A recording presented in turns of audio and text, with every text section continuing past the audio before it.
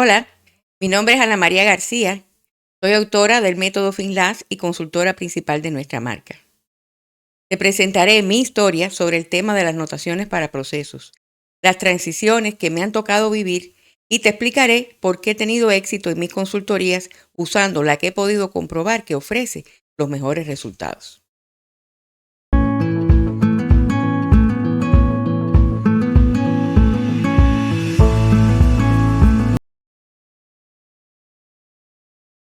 Yo aprendí a usar diagramas antes de construir sistemas en México en el año 1993, en una empresa que me facilitó una herramienta de modelado de procesos de la Digital Equipment Corporation que se llamaba Deck Model. Esta notación estaba basada en círculos y flechas y hasta simulaba también la ejecución de procesos.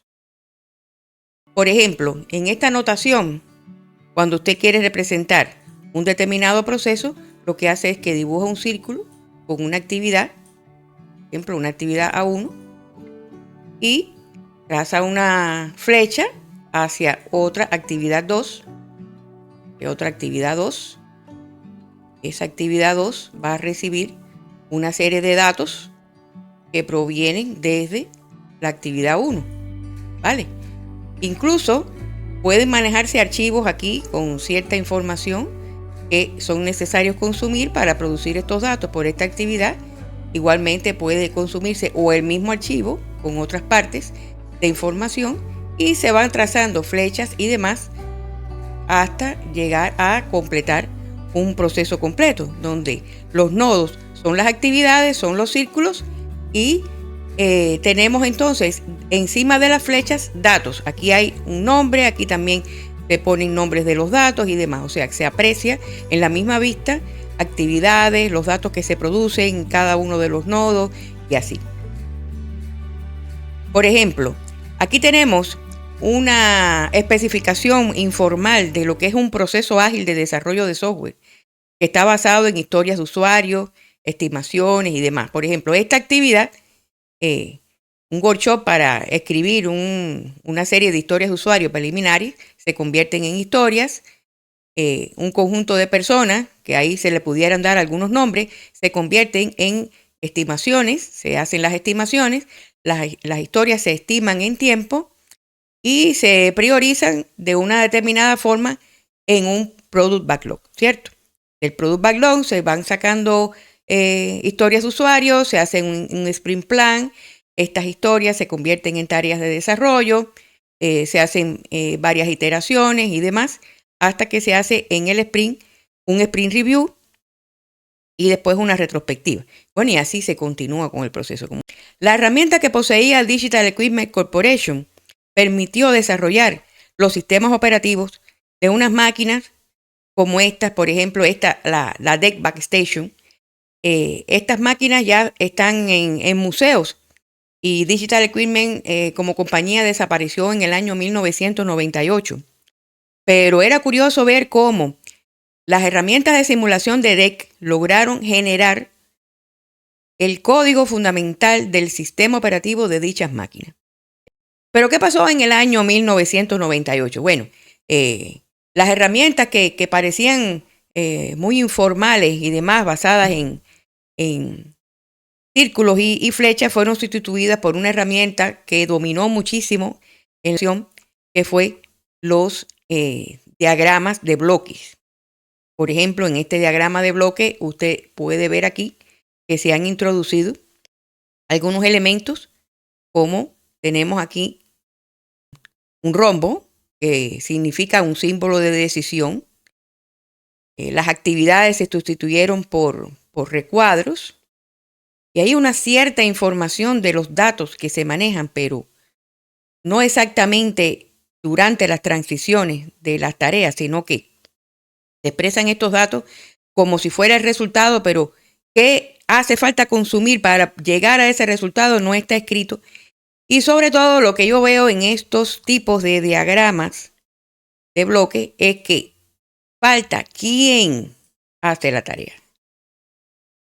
Si esto fuera una función,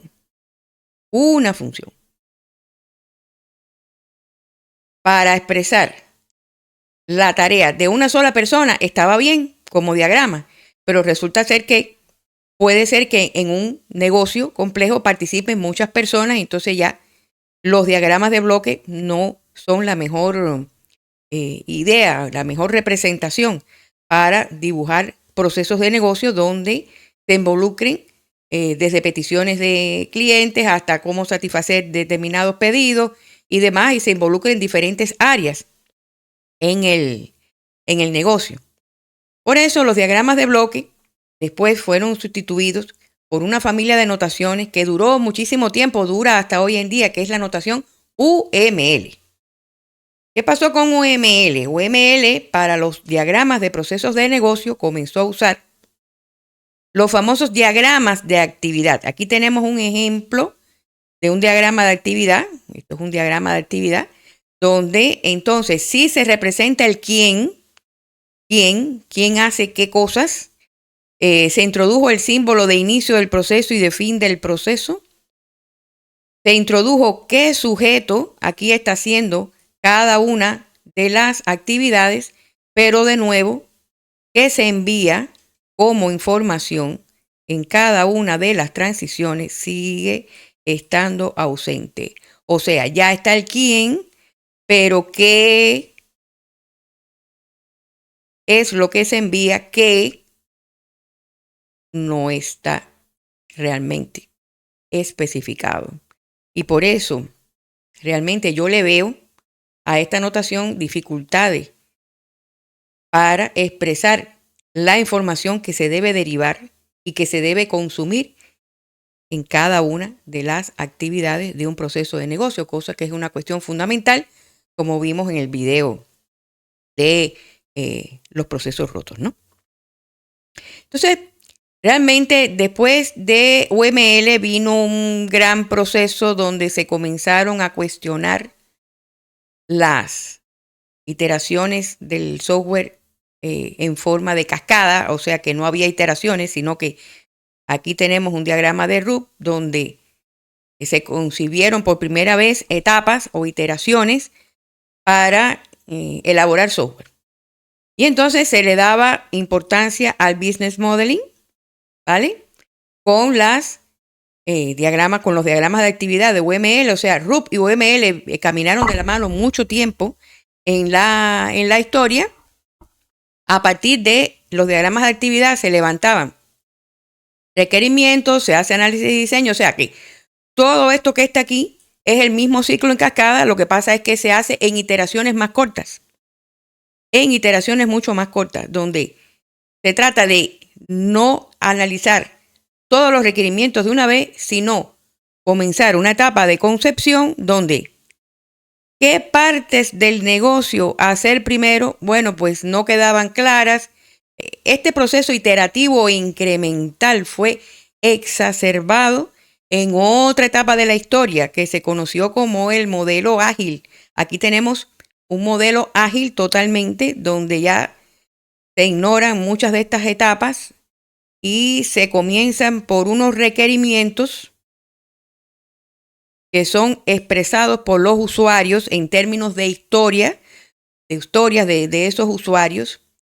Se hace un diseño breve, se hace bastante desarrollo, pero como los requerimientos que se están tomando del backlog son breves, el desarrollo también es breve y se hace mucha prueba. Pocos requerimientos, poco diseño, mucho desarrollo, prueba, despliegue. Lo importante aquí es que debido a esta etapa, esta cruda etapa de la que no hemos salido todavía, tristemente, se han producido muchos sistemas que funcionan en silos hoy en día. Porque como cada empleado de un departamento describe su historia y el programador programa esa historia y después va a otro departamento, programa aquella historia, va al otro departamento, programa la otra historia, y los datos entre sí no están en el modelo de trabajo, pues ahora nos encontramos que si queremos automatizar un flujo de proceso de negocio con inteligencia artificial y no disponemos de los datos integrados, tenemos que comenzar por integrar esos datos, cosa que no es imposible, pero valdría más la pena clarificar mejor nuestros procesos de negocio. ¿Vale? Pero antes voy a hablarles de la notación que le dio apoyo bastante a esto de ágil en la historia, que es BPMN. Por ejemplo, aquí yo tengo Drayo. Voy a ver las plantillas que trae Drayo para BPMN, etcétera. Aquí vengo a Range. Voy a insertar un determinado template. Voy a ver, existen diferentes templates, por ejemplo este. Vamos a ver aquí este template. En este template se han introducido muchos símbolos porque hay muchas herramientas que han intentado producir código también a partir de diagramas BPMN, porque es imposible producir código a partir de un diagrama de bloque, es imposible producir código a partir de los diagramas de concepción de RUP, es imposible concebir código si usted no tiene muchos símbolos aquí que hagan que el código funcione. Por ende, un diagrama BPMN con toda la simbología que lleva, por ejemplo, el uso de estos símbolos de eventos, como ustedes pueden ver aquí, los símbolos de compensación, etcétera. Se empiezan a añadir montones de símbolos dentro de los diagramas que hacen incomprensible para el usuario final ese modelo, y entonces el único que dibuja el modelo del proceso de negocio es usted como desarrollador. El usuario no lo entiende. Cuando usted entrega el código funcionando, entonces al cliente no le corresponde lo que usted desarrolló con lo que hacía falta en el proceso de negocio ejecutar, y ahí vienen los problemas. Y como han venido muchos problemas, pues entonces la metodología ágil ha prescindido totalmente de modelos, ya no se modela nada, se prueba y se vuelve a hacer, se prueba y se vuelve a hacer, porque no vale la pena, porque como ya los IDE son tan productivos y usted tiene Copilot para generar código, ya no hace falta pensar tanto, pues no es para nada difícil generar código a partir de una idea preliminar. Y eso se ha seguido haciendo, pero tristemente entonces tenemos muchos sistemas desconectados. Y ahora, para automatizar un proceso de negocio sin datos que están conectados e integrados para que usted tenga una base de conocimientos de la cual partir, con la que hacer un workflow con NHON, por ejemplo, entonces tiene que comenzar por integrar esos datos. ¿Cuál es la notación que realmente a mí me ha ido muy bien, incluso antes de que apareciera la inteligencia artificial? Es esta otra notación, es la notación que muchas personas desprecian, pero que es IDEF 0. En IDEF 0, fíjense lo que sucede. Nosotros tenemos aquí una actividad a la cual le podemos dar un nombre. En la parte inferior escribimos los sujetos e incluso también los sistemas que apoyan la ejecución de esta actividad, y queda muy claro todo el flujo del proceso de negocio con los datos especificados. Y no es solo un problema de especificar datos de salida como responsabilidad de la actividad, sino porque permite registrar la información de la cual hace falta disponer para que esa automatización después pueda tener lugar, porque si usted no dispone de los datos, no podría hacer esto. Fíjense que también en IDEF 0 se pueden representar algunas reglas del negocio, como por ejemplo, toda la información que hace falta consumir, que no es dinámica, se pone aquí en las flechas por encima. Les puedo contar la gran felicidad de las personas cuando agarran una pizarra simplemente y se ponen a dibujar estos procesos en una pizarra, cuadros y flechas. Se parece mucho a aquellas de DEC, que eran círculos y flechas, que hoy están recogidas en libros de ingeniería de software, que fueron los diagramas de flujo de datos. Pero IDEF 0 es una notación formal, ¿vale? Pero el cliente con sus empleados tiene que participar en estas definiciones, porque si no participa en las definiciones, pues después no ve el sistema funcionando como quiere que el negocio ejecute las operaciones.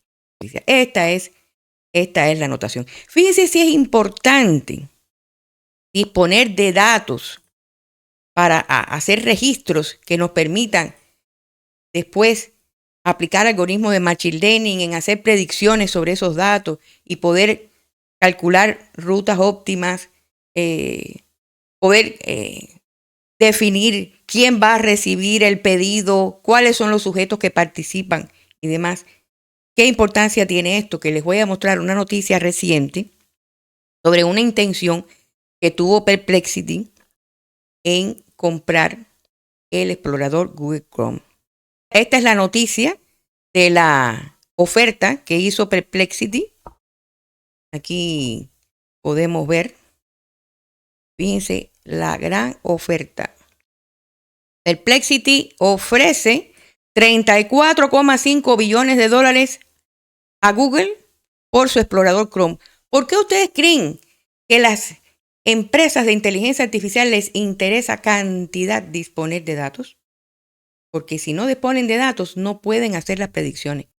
La empresa de inteligencia artificial que disponga de la información derivada de las consultas de millones de usuarios en el mundo, en Internet, va a poder hacer de todo y sería la reina del mercado. Por eso es que ustedes ven estas fuertes ofertas de todas estas empresas. Entonces, como conclusión de este video, puedo decirles que ID0 no es una notación simple, sino que reúne toda una serie de cualidades y características para poder representar procesos de negocio, porque se parece incluso a la notación que emplea N8N. Los agentes acá, los nodos aquí, los datos que se envían, todo esto. Y lo ejecuta N8N una vez que usted haya hecho sesiones de trabajo con su cliente, y el cliente es el que dibuja. Ellos mismos dibujan, porque con cuadros y flechas como los indios cualquiera dibuja lo que desea ver funcionando. Facilita que todos en la organización hablen el mismo idioma y entonces también adopten los procesos, los comprendan y los ejecuten, porque ellos participaron en la definición. Entonces, a partir de ahí podemos automatizar con estos metamodelos los procesos e incluso crear una documentación como el manual de calidad en menos tiempo, en mucho menos tiempo, ¿vale? Si te gustó mi video, dale like y suscríbete para que te mantengas informado sobre las novedades en este canal, para que sepas cómo aplicar la inteligencia artificial en tu empresa. Chao.